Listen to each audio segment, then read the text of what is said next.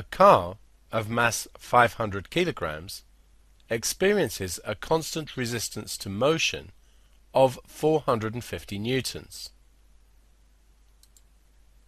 The car is travelling at 40 meters per second.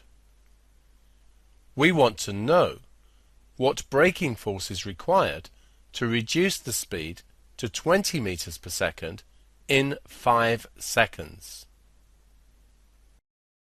Consider the diagram. The car needs to accelerate in this direction since we want to slow it down from 40 meters per second to 20 meters per second.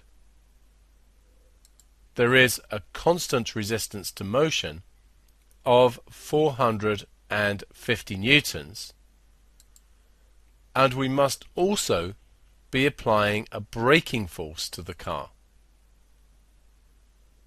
We'll call it P. The weight of the car acts downwards, and there is a normal reaction force. These forces must be in equilibrium since the acceleration is purely horizontal. Now consider this information. This is SUVAT information and enables us to work out the acceleration. So write down SUVAT,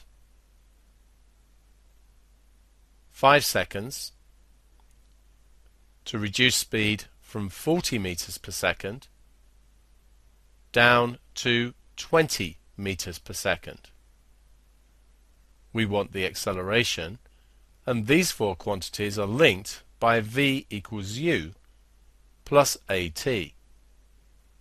So 20 is going to be 40 plus 5A, minus 20 will be 5A, and so A is minus 4 meters per second squared.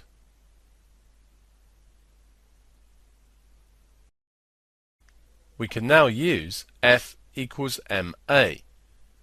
We know that the vertical forces here are in equilibrium. The resultant force acting on the particle, therefore, must be the P plus the 450. That will be equal to the mass, which we know is 500, times the acceleration, which is 4. We don't need to worry about the negative. The negative told us that the object was slowing down, and we've already drawn that on the diagram. The A acts in the same direction as the P and the 450. So if we say that the P and the 450 are both positive, then the 4 will be positive as well.